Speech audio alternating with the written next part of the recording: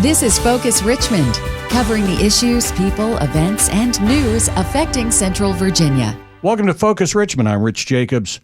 My guest this morning is Mike Baum. He's Executive Director of Keep Virginia Beautiful, which is a statewide nonprofit that's just Keep Virginia Beautiful. What do you guys do? How do you?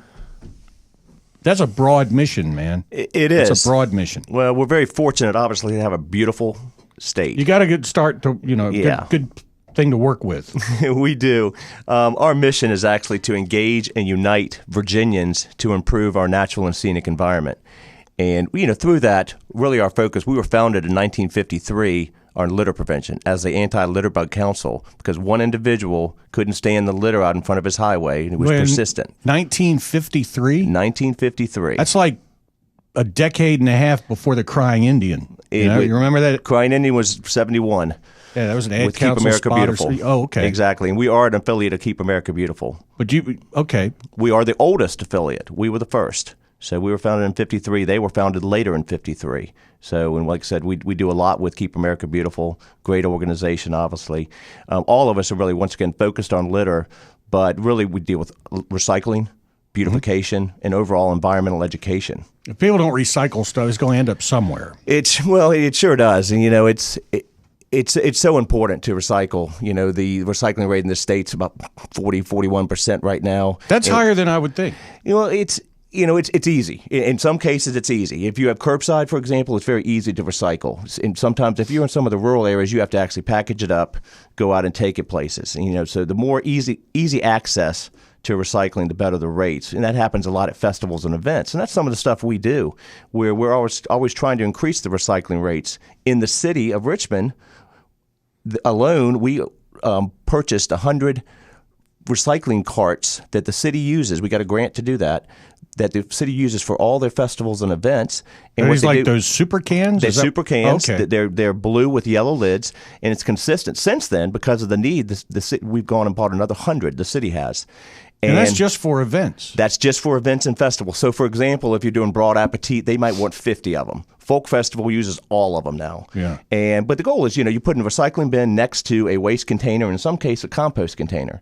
And we do a lot with focusing on cigarette litter also. So we also gave the city 24 cigarette urns that events, once again, can kind of check out. The city delivers them, city picks it up, and they weigh the recyclables. In the first year alone, in 2012, when we did this, 24 events, 25,000 pounds of recyclables were diverted from the landfill, basically. Right. So but it's a great program, and it continues to grow. The city is really trying to do a great job with sustainability issues and really making the festivals as green as possible. And that's easy. I mean, if I've got like a plastic, well, let's say it's an aluminum can, I walk up and you got the regular trash, and then you got the aluminum, the recycling thing. You'd have to be a moron not to be able to figure out what. There's not a lot of moving parts to that. There really isn't, and and we've tried to increase that rate. That the chances are that they're going to do the right thing by putting them together and putting proper signage on it. Hey, put your cups here, put your cans here, put your glass, put your et cetera. Right. If you just paint it green, I'm not going to know what that means. Exactly. But signage is important, and letting people know the importance of it. Now, how does Keep Virginia Beautiful work? Do you have volunteers? How do you get the message out? Because I imagine a lot of this is education. It is education. It's really, it's informing people. A lot of times we're really trying to change people's behaviors in a lot of cases. Take cigarette litter again. That's it's a big problem. That's the number one form of litter in America. Wait, hold on. Repeat that, please. It is. Well, cigarette litter is the number one form of litter. And I'm guessing that's people flicking them out the window of their cars. It is absolutely. Which is a great way to start a fire by the side of the road. Well, we see that all summer and fall. Fire departments responding to brush fires by the side of the road. You do. You have a fire hazard, but you also obviously have the litter hazard. It's unsightly, but it really is. It goes back to the perception. I use my father-in-law, who unfortunately has passed now, but he smoked for many, many years, but he would for example, never throw his fast food bag out the window. Or out anywhere. I mean, he would put that in the right place. Cigarette butts, because they're small. People have the misperception that it biodegrades, which it does not. So it's just that perception because it's a small item. But obviously the buildup. If you pull up to a stoplight, you see all that cigarette litter. What drives me crazy is pulling up to a stoplight and looking down and seeing where some knucklehead has emptied their ashtray. They're sitting at a red light. Oh, it's a good chance for me to empty the ashtray and just dump it out the window. Let's just put it, that's unbelievable when that happens. Yeah. I mean, when I first started, I saw someone on the other side of the highway on Broad Street stop, right there, major area in Broad. They were dumping their fast food bags. They were dumping ash. I mean, I was like, you've got to be just kidding throwing me. it out of the car. Oh, just open the door and just dumping it. People started honking. I was on the other side. I was, you've got to be kidding me. What are you thinking? Well, have respect for where you live, and that's part of what it is. Show the importance of taking care of your state. All this trash, unfortunately, ends up in the watershed, ends up in the water, ends up in the James, which we're going to continue the process, and ends up in the big ocean. Right. So, a lot of the things were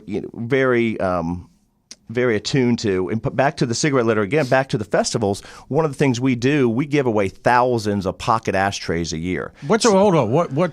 That just sounds like a really good way for me to burn my leg. What's a pocket ashtray? I use the analogy, it's about the size of your dad's change purse he used to have. Like one of those little, that you squeeze the ends and exactly. it looks like a little mouth that eats the change. It does. Yeah. And it's got a plastic, but it actually goes up and it's got a metal container. You basically flip the lid. There's many forms of this, but it's flip the lid and you can put 3 or 4 butts in there, and it's metal. Once again, you close it up, and really doesn't smell that bad. Yeah, it's what keeps your pocket from stinking.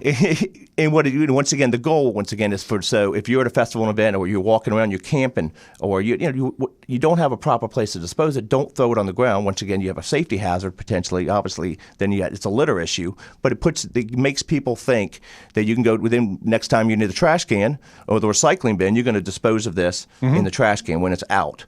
So the reception of those is great. Like I said, we give away thousands of them. We also have them for the car cup holder.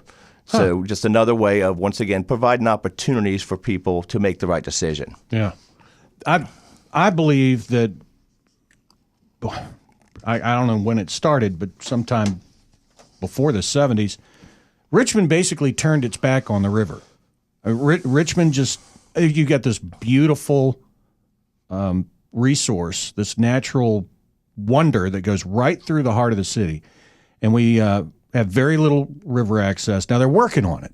But I remember when I was a kid, nobody talked about going down to the river.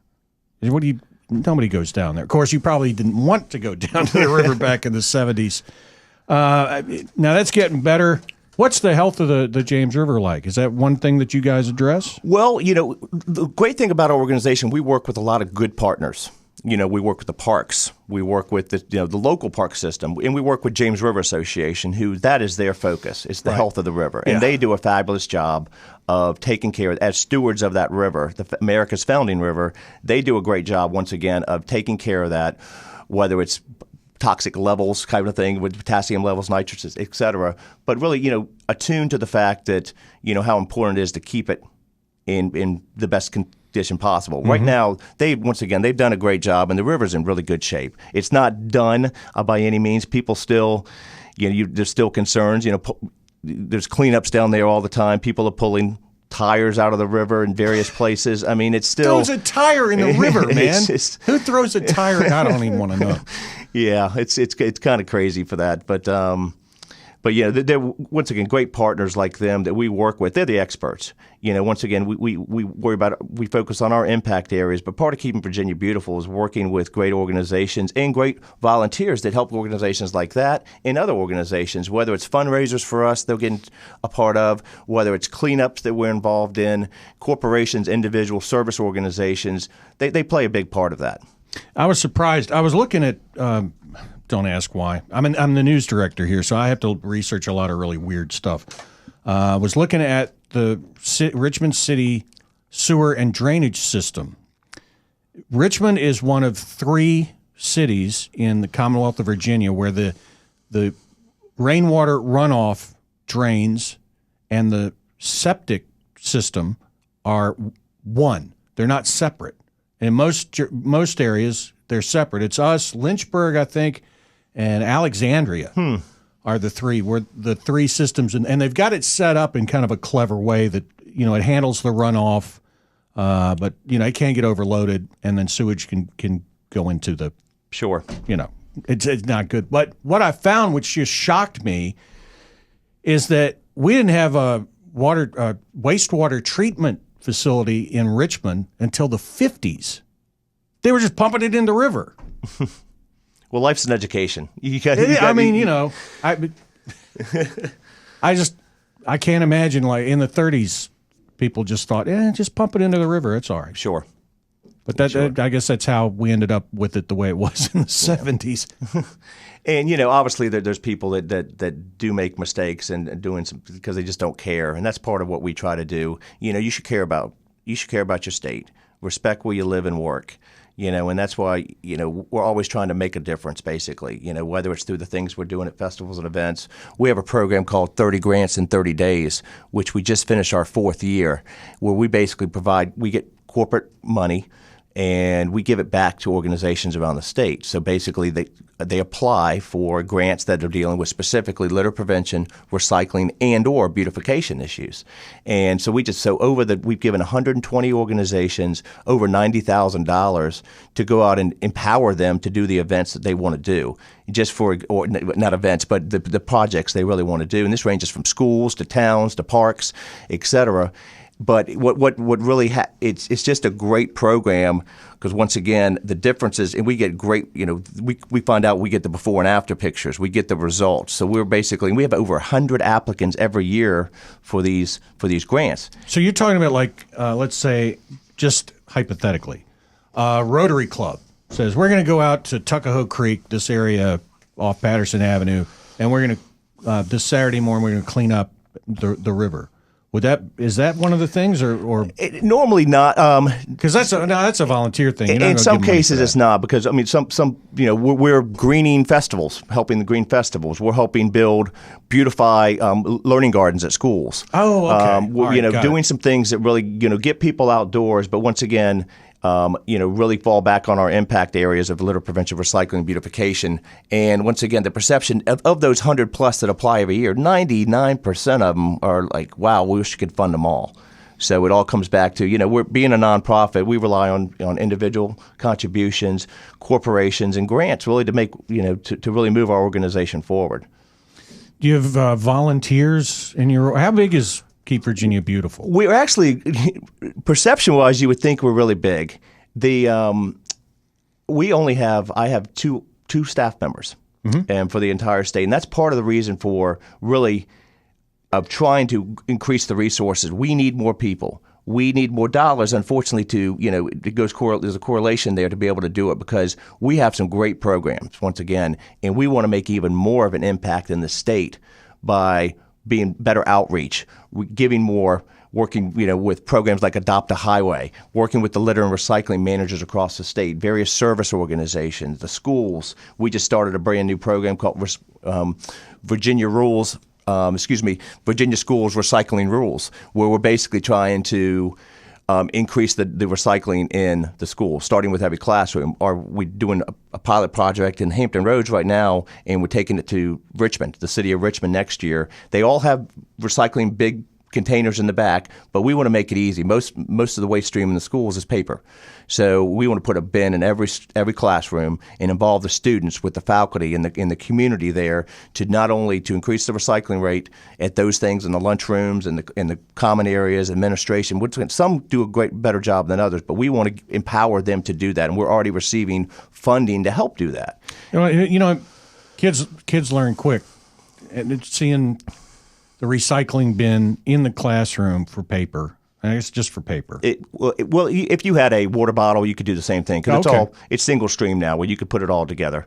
Oh, that makes it even easier. It is. And once again, it's just providing that opportunity to be able to do it. And we believe we can double the recycling rate in every school that we're going to go in right away, and which is obviously good. Once again, it keeps it out of the landfill. It educates. The kids get it. They really do. You've already rolled this out in Tidewater? We're putting them in a couple schools in Norfolk right now, because we got a grant from an organization down there, and we're really working with Waste Management, Altria, and some other corporations to really help fund. And we're working hands-on with the city, with those folks. And not only, but we want to do that, but also we want to tie it all in together. At some point during this year, we want to do a community beautification thing with the school, with the students, with the general community right there, and some of the companies that are helping support this. We just think it's a win-win because it ties in obviously recycling, but it gets more keen awareness of that they can make a difference. Right. Events, you're talking about events and how you guys help the city handle recycling volume and stuff at events, but you guys have an event coming up, an awareness raiser, and it's also going to help clean up part of the river. It's freezing with what's it called again? Shiver in the River. Shiver in the River. This will be the inaugural Shiver in the River. The first one of many. That's right, January 31st. So Saturday afternoon, we're going to be out there based out of Tredegar, historic Tredegar on the James, and we're going to start off with it's basically three facets. We want to incorporate a community cleanup. Well, we're going out there very mission-centric to what we do. So we're involving people. We're asking people to give 60 minutes. We have a program that we started a couple of years ago, Give 60. We were basically asking you, where you live and work, to go out and make a difference. Something simple. Who can't give 60 minutes, whether it's a week, month, or year, is what we're asking for. And I use this analogy with Give 60. If 1% of the people in the state, of the 8 million plus in the state, gave 60 minutes of their time to go do something when it came to the health of Virginia and making it, what a difference it would make.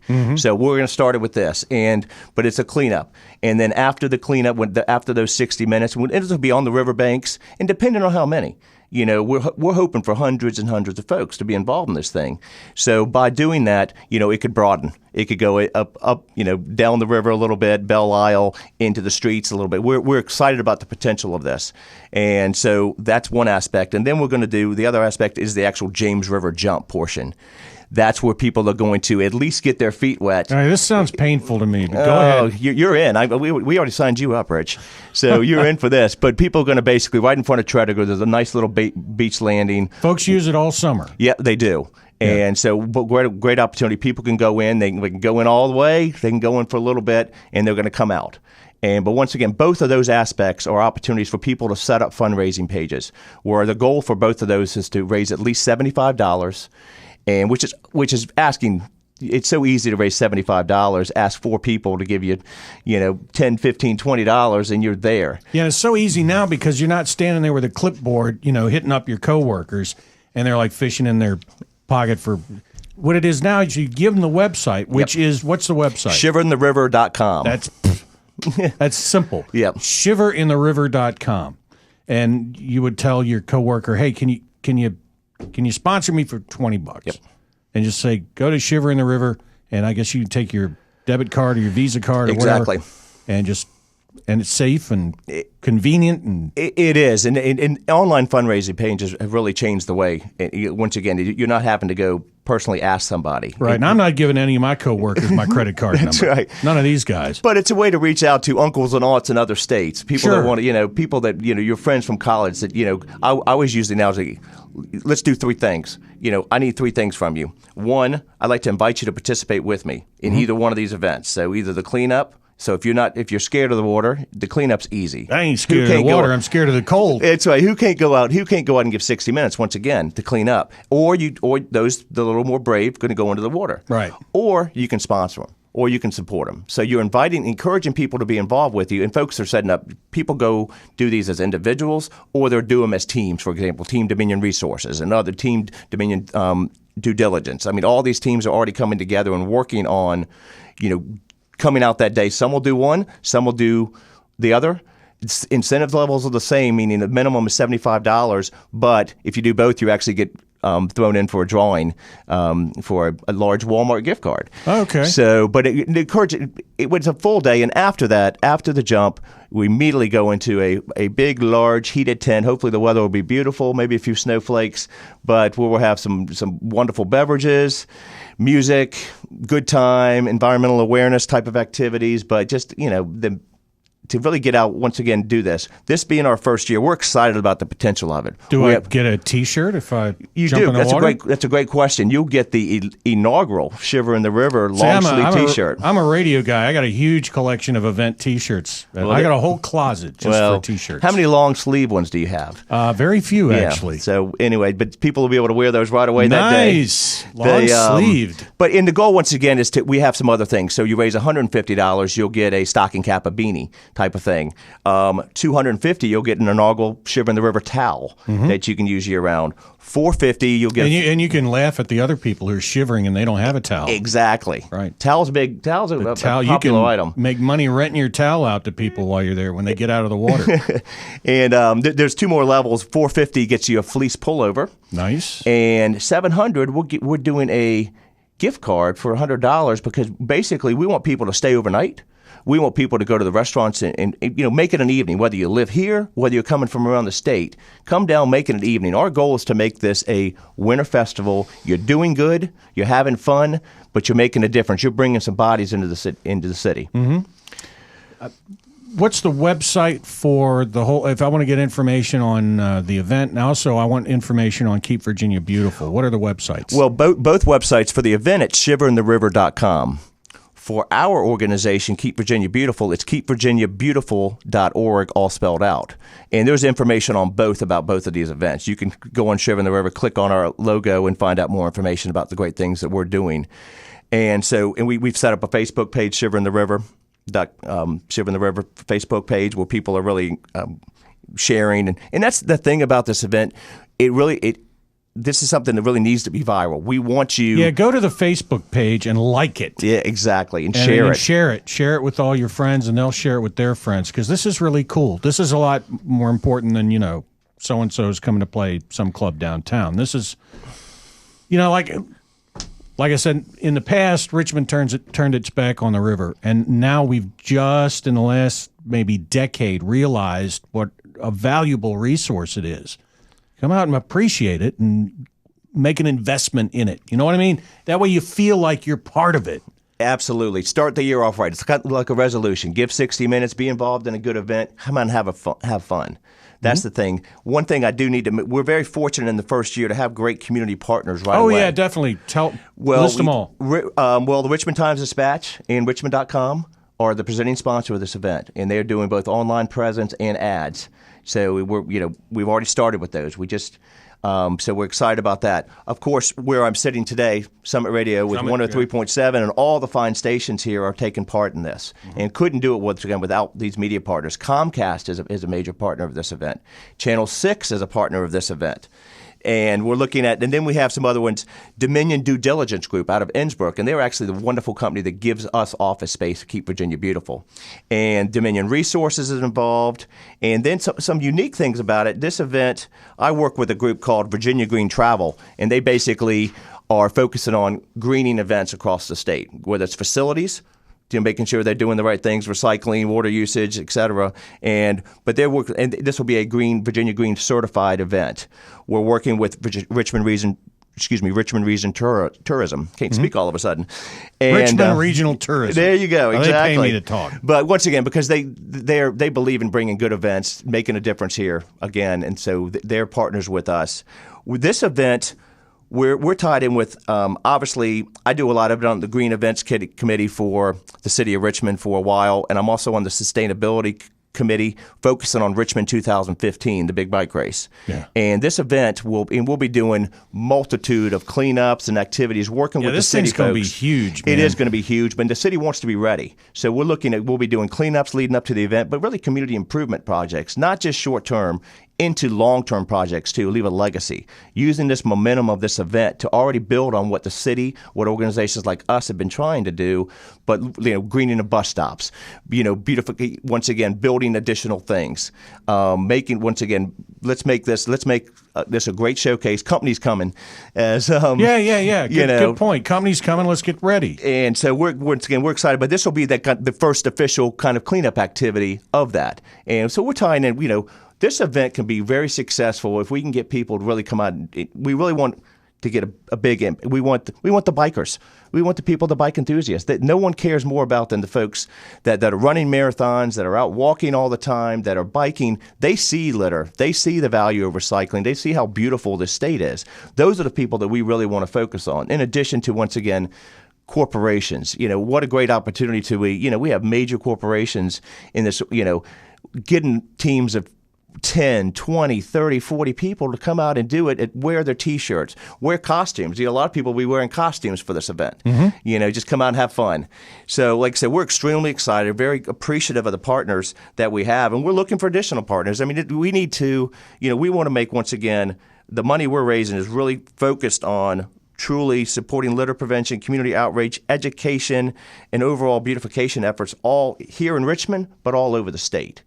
And we think we can do it with this event. We think we can, with good partners, whether it's our media partners like today or partners out there, whether it's service organizations, companies, various groups that can really help us by, coming out, give 60 minutes, jump into the James, come have fun.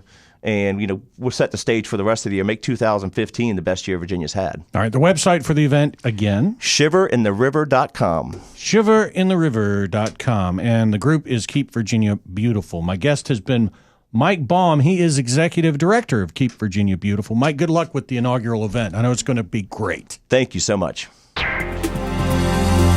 You've been listening to Focus Richmond, a production of Summit Media Corporation.